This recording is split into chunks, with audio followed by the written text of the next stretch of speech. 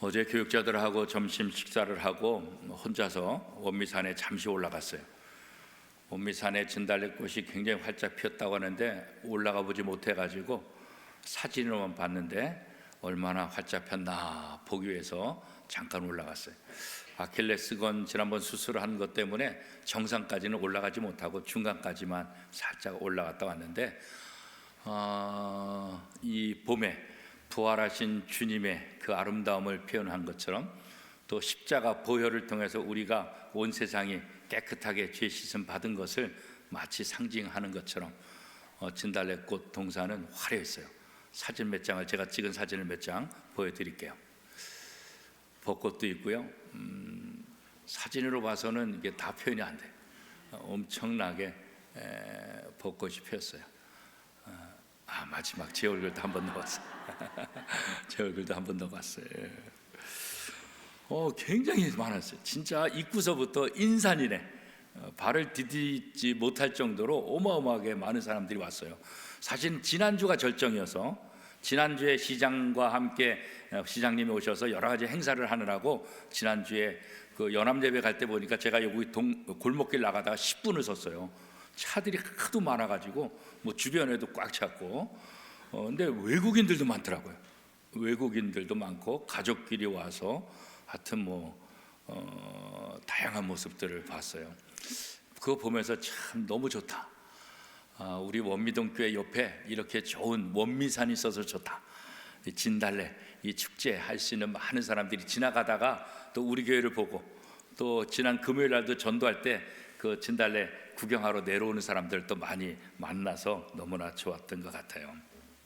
그런데 이렇게 아름다운 그 진달래꽃 동산을 바라보면서 누가 이렇게 아름답게 만들었을까? 그런 생각하니까 누가 만들었어요? 하나님이 만드셨다. 우리가 하나님을 찬양하는 가장 중요한 이유가 뭘까? 하나님이 창조주이기 때문에 그래요. 하나님이 우리를 창조하시고 이 세상의 모든 것들을 아름답게 만드신 창조주이시기 때문에 여러 가지 이유가 있지만 그래서 우리는 하나님을 찬양한다. 그렇게 하나님이 세상을 창조하실 때 어떻게 창조하셨어요? 빛과 하늘, 땅과 바다, 또 해와 달, 새와 짐승 이런 차례대로 이렇게 다 만드셨잖아요. 만드실 때마다 하나님께서 뭐라고 표현하셨냐면 성경에 기록한 거 보니까 보시기에 좋았더라. 굿이라는 말을 연속으로 참 좋다. 그런데 마지막 날 사람을 창조하신 후에는 뭐라 그랬어요? 보시기에 심히 좋았더라. 영어 표현으로 하니까 very good. 뭐가 very good이에요? 뭐가 너무너무 좋다 그렇게 얘기했을까요? 하나님이 그렇게 좋아하신, 하나님이 그렇게 기뻐하신 가장 중요한 이유가 뭘까요? 창세기 1장 27절 28절 말씀에 보면 이렇게 기록하고 있어요. 하나님이 자기 형상 곧 하나님의 형상대로 사람을 창조하시되 남자와 여자를 창조하시고 하나님이 그들에게 복을 주시며 하나님이 그들에게 이르시되 생육하고 번성하여 땅에 충만하라. 땅을 정복하라. 바다의 물고기와 하늘의 새와 땅에 움직이는 모든 생물을 다스리라 하시니라. 자, 이 말씀에 보면 하나님이 남자와 여자를 창조하시고 그들을 통해서 가정을 이루고 자녀들이 번성하는 것, 땅에 충만하는 것, 그걸 기대하신 거예요. 그걸 기대하시고 너무 좋았더라 이렇게 말씀을 하신 것이죠.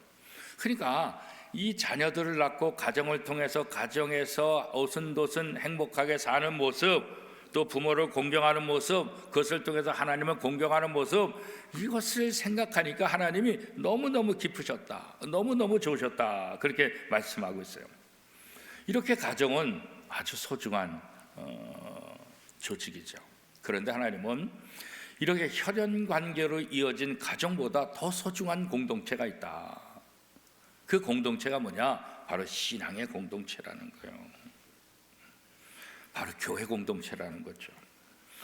이 교회 공동체는 하나님을 섬기며 신앙으로 하나가 된, 연합된 그 공동체, 이게 바로 교회 공동체다 이렇게 얘기하는 거예요. 오늘은 부활절 두 번째 주일로 우리가 예배를 드리고 있습니다. 이 부활은 교회 공동체를 이루는 데 있어서 매우 중요한 핵심적인 교리입니다. 부활이라는 것이 없다고 한다면 교회의 존재조차도 사실은 쉽지 않을 거예요. 그렇기 때문에 교회는 이 예수 그리스도의 부활을 기뻐하고 증언하는 공동체다. 오늘 우리는 주일 예배를 드리기 위해서 여기 왔잖아요. 주일이 뭐예요? 주님의 날이에요. 주님의 날이 뭐예요? 예수님이 부활하신 날이에요. 그러니까 주일은 예수님이 부활하신 것을 기념하며 모이는 거예요. 그래서 과거에는 안식일 날, 토요일 날 모였잖아요. 하나님이 창조하시고 쉰 날, 그것을 안식이라 그래서 유대교는 안식일 날 지켰잖아요. 그런데 예수님께서 십자가에 못 박혀 돌아가시고 3일 만에 부활하신 이후에 초대 교회들은 물론 안식일도 지켰지만 점차 안식일에서 주일로 바뀌어가면서 지키고 있는 거예요. 그래서 오늘 우리는 주일을 지키죠. 왜냐하면 이 주일이 바로 예수님의 부활하신 날이기 때문에. 그래서 주일은 뭐냐? 작은 부활절이에요. 우리가 지난 주일날 1년에 한 번 드리는 부활주일 예배를 드렸지만 이 주일은 매주마다 주님의 부활을 기념하고 기억하는 날. 그래서 이 주일 예배를 들으면서 통해서 예수님이 부활하셨다, 이것을 언제나 고백해야 되는 거예요. 그렇기 때문에 이 교회 공동체는 예수 그리스도의 부활을 증언하는 공동체다, 이렇게 이제 얘기할 수 있는 거예요. 그래서 이 주일날 기쁘게 우리가 모이게 되는 거예요. 또 예배를 드리면서 하나님께 감사하고 하나님을 찬양하는 그런 모습을 우리가 갖게 되는 거죠. 그런데 이 교회 공동체, 신앙 공동체가 얼마나 아름다운 공동체일까? 우리는 그것을 사도행전을 통해서 알 수가 있어요. 이 초기 교회, 이 신앙의 공동체의 아름다운 모습은 사도행전을 통해서 우리에게 잘 알려지고 있잖아요. 그런데 2000년 전 이 초기 교회는 지금처럼 이렇게 건물에 모이지 못했어요. 큰 건물에 모여서 예배를 다 하지 못했어요. 왜냐하면 모여서 예배하면 박해가 있고 또 핍박을 당하게 되고 붙잡혀가고, 그러니까 어디를 중심으로 모였겠어요? 가정을 중심으로 모였어요. 또 심한 박해 시대에는 가정에서도 모이지 못하니까 어떻게 해요? 땅을 파고, 카타콤이라 그랬잖아요, 그죠? 땅을 파고 그 속에서 숨어서 예배를 드리는 그런 모습이었죠. 아무튼 초기 교회는 조금 이렇게 활성화되면서 이렇게 커다란 공간보다는 가정 모임, 가정에서 예배를 중심으로 드렸다는 것을 우리가 이제 성경 여러 가지 이제 증언을 통해서 보게 됐죠.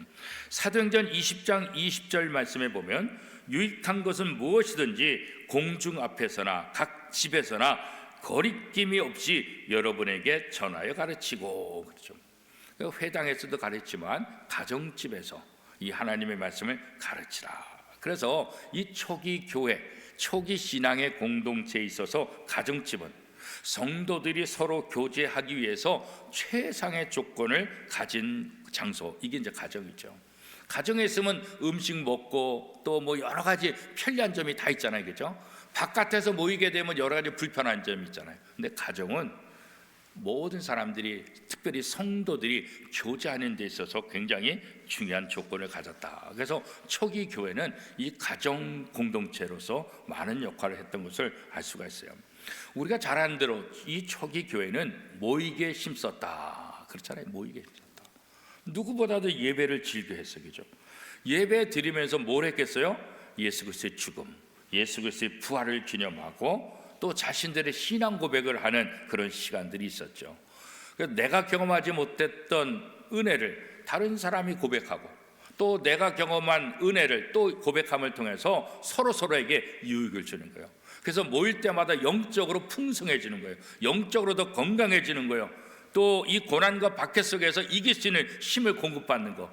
그래서 이 가정에서 모이는 신앙 공동체가 바로 그런 유익을 가져다 주었다, 그렇게 보는 거죠. 물론 초대교회는 지금처럼 예배 순서가 있는 것은 아니었어요. 그 당시는 뭐 이런 예배 순서 가지고 예배 드리지 못하죠. 형식에 얽매이지 않고 그냥 자연스럽게 식탁 교제를 하면서 아주 그런 자연스러운, 그러나 중요한 것은 뭐냐면 성령의 인도하심을 따랐다. 이게 이제 초대교회 가장 중요한 거예요. 자유롭게 하는 것 같지만, 마음대로 하는 것 같지만 사실은 뭐예요? 성령의 인도하심을 따랐다. 성령이 주관하는 예배를 드렸다. 이게 이제 초대교회의 가장 중요한 핵심이기도 합니다. 이러한 신앙의 아름다운 공동체의 모습을 다윗은 시편 133편을 통해서 아주 짧지만 아주 명확하게 설명을 잘 해놓고 있습니다.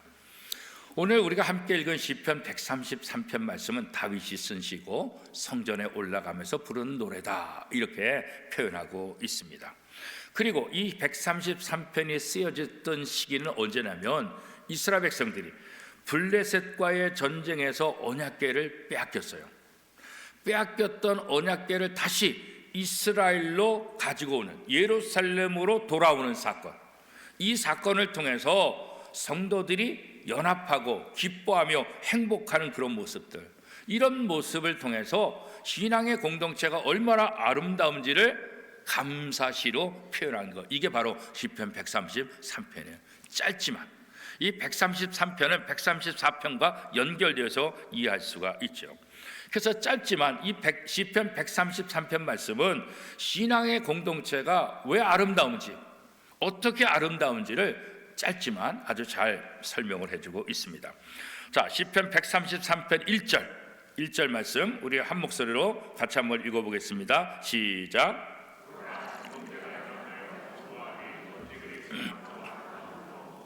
자, 다윗은 형제가 연합하여 동거함이 너무나 아름답다.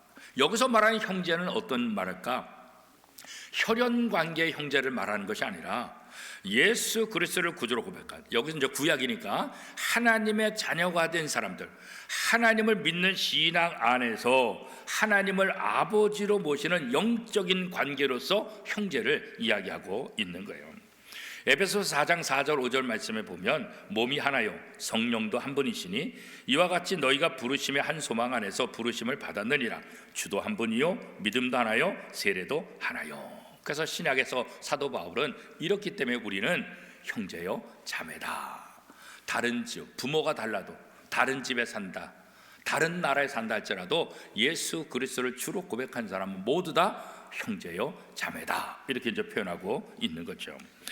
이스라엘 백성들이 하나님과 언약을 맺음으로 하나님의 백성이 되었듯이 그리스도 안에서 구원받은 모든 사람들은 하나님의 자녀가 되었다. 우리가 잘 아는 말씀 요한복음 1장 12절 영접하는 자 곧 그 이름을 믿는 자들에게 하나님의 자녀가 되는 권세를 주셨다 말씀했잖아요. 우리가 예수를 영접하라면 하나님의 자녀가 돼요. 그래서 교회 안에 있는 모든 성도는 예수 그리스도를 구주로 고백한 하나님의 자녀이기 때문에 한 아버지를 섬기기 때문에 모두 다 한 형제다, 자매다, 그렇게 이제 얘기하고 있는 거예요. 고린도전서 12장 27절은 너희는 그리스도의 몸이요 지체의 각 부분이라. 그래서 우리는 다 한 몸 안에 있다. 그래서 한 형제다, 한 가족이다, 이런 것을 한 몸의 지체다, 이렇게 사도 바울은 표현하고 있는 거죠. 이 공동체는 이 땅에서 교회로 존재하다가 그리스도께서 재림할 때 하나님의 나라가 완성되면 그때 온전한 하나님의 나라를 또 하나님의 나라의 백성으로 그것을 확인할 수 있게 될 것이다, 이렇게 이제 사도 바울이 설명을 하고 있죠. 이 성도들이 한 형제다, 한 몸이다, 이것을 무엇을 통해서 우리가 가장 잘 알 수 있느냐? 그것은 예수님께서 제정하신 성찬예식, 오늘 우리가 성찬식을 거행할 텐데 이 성찬 제정을 통해서 우리가 한 몸이라는 것을 다시 한번 확실하게 알게 해주는 거죠. 그래서 요한복음 6장 56절 말씀에 보면 내 살을 먹고 내 피를 마시는 자는 내 안에 거하고 나도 그 안에 거하나니, 이렇게 말씀하고 있어요. 그리스도의 살과 피를 먹고 마시는 성찬의식, 이 성찬의식은 바로 그리스도인들이 한 형제요, 한 가족이요, 한 하나님의 자녀, 한 공동체라는 것을 확실하게 보여주고 있다는 거죠. 그래서 그리스도인들은 모두 영적인 가족이다, 영적인 가족이다. 그래서 우리는 이 영적인 가족으로서 교회는 어떤 단체보다도 어떤 공동체보다도 가장 아름다운 공동체의 모습을 만들어야 된다, 이렇게 얘기할 수 있는 거예요. 그리고 하나님은 이 영적인 공동체, 이 신앙의 공동체를 통해서 하나님의 복을 내려주시겠다, 이렇게 약속을 하셨죠. 뿐만 아니라 이 교회 공동체는 영적으로 가족이 된 공동체다 이렇게 말하는데, 또 두 번째 의미는 뭐냐면 시편 133편 2절 3절 말씀, 우리 한 목소리를 같이 읽겠습니다. 시작. 머리에 있는 보배로운 기름이 수염 곧 아론의 수염에 흘러서 그의 옷깃까지 내림 같고 헐몬의 이슬이 시온의 산들에 내림 같도다. 거기서 여호와께서 복을 명령하셨나니 곧 영생이로다. 그러니까 영적인 공동체가 머리에 있는 보배로운 기름이 수염 곧 아론의 수염에 흘러 그의 옷깃까지 내린 같도다. 이것은 제사장을 위임하는 그때 기름을 부으면 이 기름이 머리에서부터 옷깃까지 흘러내리는 그것을 상징적으로 표현하고 있는 거예요. 그러니까 이것은 뭘 얘기하냐면 성령의 충만함을 얘기하고 있는 거예요. 그러니까 제사장을 임직할 때 단순히 제사장 임직하는 것이 아니라 하나님의 영이 그와 함께 하신다. 그런 것처럼 이 초대교회 공동체, 예수 그리스도를 구주로 고백한 모든 사람들은 이렇게 모든 사람이 다 제사장이다. 사도 바울이 베드로가 우리에게 그렇게 설명하고 있잖아요. 그런 면에서 우리는 머리끝부터 발끝까지 성령의 충만함을 경험한 사람들이다. 오순절 성령 강림 이후에 나타난 공동체의 모습이 바로 이런 성령의 공동체다 이렇게 얘기할 수 있죠. 고린도전서 12장 13절 말씀에 보면 우리가 유대인이나 헬란이나 종이나 자유인이나 다 한 성령으로 세례를 받아 한 몸이 되었고 또 다 한 성령을 마시게 하셨느니라. 그래서 교회 공동체, 이 신앙 공동체는 다른 말로 표현은 뭐예요? 성령 공동체다 이렇게 얘기할 수 있다는 거예요. 이 초대교회 성도들, 사도행전에 나와 있는 초대교회 성도들의 모습을 보면 참 대단해요. 그들은 놀라운 기적들을 일으키죠. 사도행전 2장 45절에 보면 또 재산과 소유를 팔아 각 사람의 필요를 따라 나눠주고, 인간의 본능 중에 하나가 소유욕이잖아요. 그죠? 식욕도 있지만 소유욕이잖아요. 더 많이 가지려고 하잖아요. 그런데 사도행전에 나와 있는 초대교회의 모습은 어땠어요? 누구나 다 더 많이 갖고 싶은 욕심이 있지만, 본능이 있지만 초대교회 성도들은 자기가 가지고 있는 것을 오히려 나눴다는 거예요. 어떻게 이것이 가능해요? 성령의 도우심 때문에 가능해요. 성령 충만하지 않고서는 누구나 다 자기 것을 챙기고 자기가 더 많은 것을 갖고 싶은 이 본능, 소유욕에 사로잡혀 살아갈 수밖에 없는데 어떻게 자기 것을 내놓을 수 있느냐? 성령의 충만함을 받았기 때문에 이것이 가능하다 그런 거예요. 사실 자기의 재산을 나눈다는 것은 형제들끼리도 쉽지 않잖아요. 그렇죠? 형제들끼리도 더 많이 가지려고 하지 나누려고 하지 않잖아요. 그렇죠?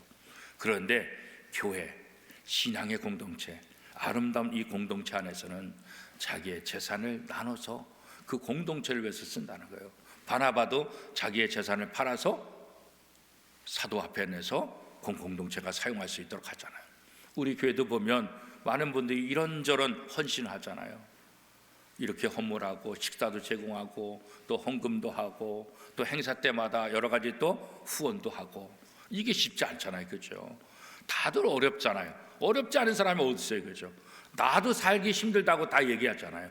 그럼에도 불구하고 교회 공동체를 위해서 헌신한다는 건 뭐예요? 이 성령의 도우심을 받기 때문입니다. 이 신앙의 공동체가 얼마나 소중한지 아니까 내 것을 내놓는 거예요. 그래서 함께 기뻐하고 함께 행복한 삶을 살려고 하는 거죠. 그런 면에서 초대교회 공동체가 아름다운 공동체라 이렇게 얘기할 수 있는 거예요. 이거는 일반 공동체에서, 일반 가족에서도 찾아볼 수 없는 그런 사랑을 우리가 보게 되는 거죠. 이 말씀은 예수님께서도 말씀하셨잖아요. 이 땅에 보화를 쌓아두지 말고 천국에 쌓아두라. 이걸 어떻게 적용할 수 있을까? 우리가 잘 아는 말씀 마태복음 6장 19절 20절이잖아요. 너희를 위하여 보물을 땅에 쌓아두지 말라. 거기는 좀과 동록이 해하며 도둑이 구멍을 뚫고 도둑질하느니라. 오직 너희를 위하여 보물을 하늘에 쌓아두라. 거기는 좀이나 동록이 해하지 못하며 도둑이 구멍을 뚫지도 못하고 도둑질도 못하느니라. 이 땅에 보화를 쌓아두지 말고 하늘에 쌓아두라. 이것은 뭐예요? 바로 신앙의 공동체. 그 공동체를 위해서 헌신하고 함께 나누는 것, 그것이 바로 하늘에 쌓는 거다 그렇게 말하는 거죠. 성령 충만할 때 우리는 이웃을 보게 되는 거예요. 성령 충만하지 않으면 자기만 봐요. 자기만 생각해요. 그러나 성령 충만하면 이웃을 보는 거예요. 세상을 보는 거예요. 누구의 마음을 가지고? 하나님의 마음을 가지고 세상을 바라보게 되는 거예요. 그래서 성령 충만한 사람은 내 이웃을 내 몸과 같이 사랑하라, 이 말씀에 순종하며 살아가게 되는 거예요. 요한일서 4장 20절 말씀입니다. 누구든지 하나님을 사랑하노라 하고 그 형제를 미워하면 이는 거짓말하는 자니 보는 바 그 형제를 사랑하지 아니하는 자는 보지 못하는 바 하나님을 사랑할 수 없느니라.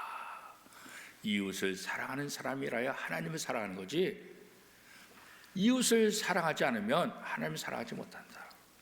하나님을 사랑하는 사람은 이웃도 사랑하게 된다. 하나님만 바라보는 것이 아니라 이웃을 향해서 눈을 여는 것, 이게 바로 성령의 도우심을 통해서 가능한 거다. 이런 일들은 바로 성령 공동체의 가장 핵심적인 모습. 그래서 우리 원미동교회가 성령 공동체가 된다는 것은 우리가 우리만 생각하는 것이 아니라 이웃을 바라보는 거예요. 부천 시민을 바라보는 거예요. 가난한 자를 바라보는 거예요. 우리하고 상관없는 외국에 있는 그런 사람들, 선교지, 그들을 바라보는 거예요. 그게 바로 하나님의 마음을 갖는 거고 하나님의 마음으로 세상을 바라보게 되는 거고, 그런 공동체가 아름다운 공동체, 신앙의 공동체뿐만 아니라 뭐예요? 바로 성령의 공동체다, 그렇게 얘기할 수 있는 거죠. 그러니까 우리가 그런 삶을 살지 못한다는 것은 어떤 의미일까요? 성령의 공동체가 되지 못했다는 또 하나의 반증이기도 하죠. 우리가 왜 하나님의 말씀에 순종하지 못할까? 우리가 왜 하나님의 뜻을 이루지 못할까? 그건 성령의 지배를 받지 못하기 때문에, 성령의 공동체가 되지 못하기 때문에 나만 생각하게 된다는 거죠.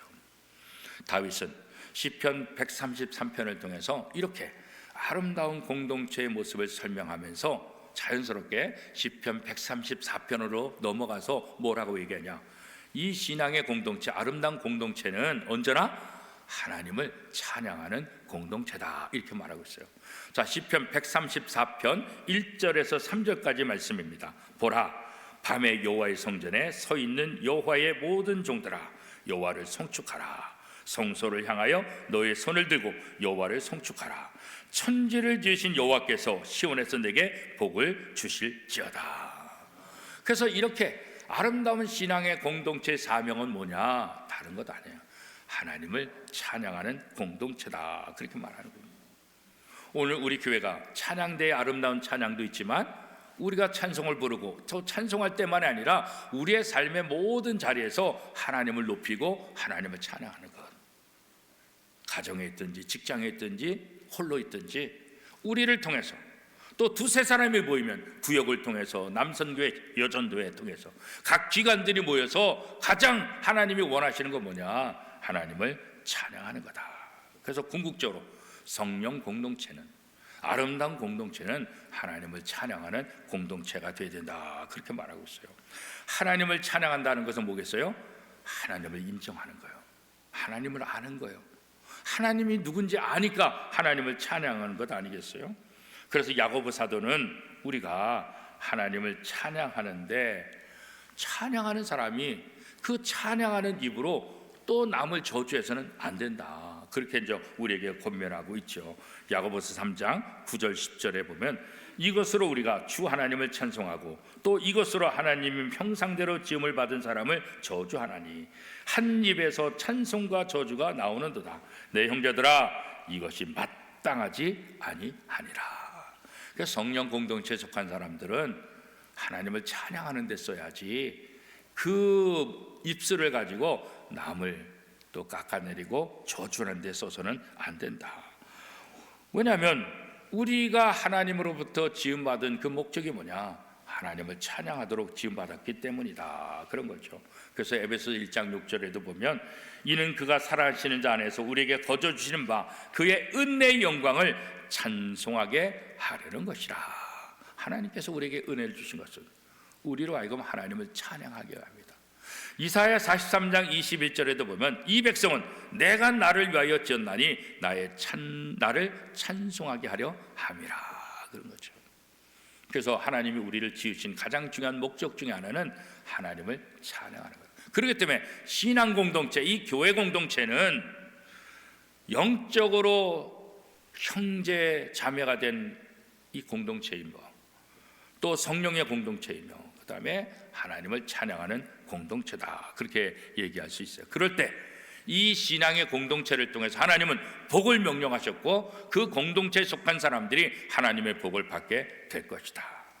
이 시편 133편, 같은 믿음을 고백하고 인생길을 걸어가는 교회 공동체, 그 아름다움 또 조화와 일치에 대해서 잘 보여주고 있는 시예요. 짧지만 오늘 이 시편 133편 말씀은 형제가 함께 유대감을 가지고 연합하는 모습이 얼마나 아름다운지를 설명하고 있잖아요. 그렇죠? 아까 말씀드린 대로 이 시편은 율법, 언약궤를 뺏겼다가 다시 찾는 그 기쁨 속에서 이 찬송이 만들어진 거예요. 그렇기 때문에 오늘 우리는 우리 교회 공동체를 통해서 이 기쁨을 다시 한번 확인해야 되겠죠. 헐몬산에 이슬이 내려와서 농사를 짓는데 많은 도움을 주는 것처럼 하나님의 은혜가 우리를 통해서 우리의 가족들에게, 우리의 이웃들에게, 우리의 직장, 우리의 모든 세상 사람들에게 이 은혜가 넘쳐 흐르도록 우리는 축복의 통로가 되어야 되는 겁니다. 사랑하는 원미동교회 성도 여러분, 그러므로 우리는 예수 그리스도를 머리로 삼고 예수 그리스도를 통해 흘러내려오는 생명의 복이 흘러넘치는 공동체, 은혜의 공동체, 사랑의 공동체를 이루어가야 될 책임이 우리에게 있는 거예요. 생명의 복이 흘러넘치는 공동체, 은혜의 공동체, 사랑의 공동체, 이 역할을 감당할 때 우리는 하나님을 찬양하게 되고 하나님은 우리를 통해서 높임을 받게 되고 이러한 우리의 모습을 통해서 하나님의 영광이 온 땅에 드러나게 될 것입니다. 아름다운 공동체를 세워서 하나님을 찬양하는 이 모습을 우리 원미동교회 주신 사명이다 생각하고 이 사명을 잘 감당하는 원미동교회, 또 저와 여러분의 삶이 될 수 있기를 축복합니다. 우리 주기도문을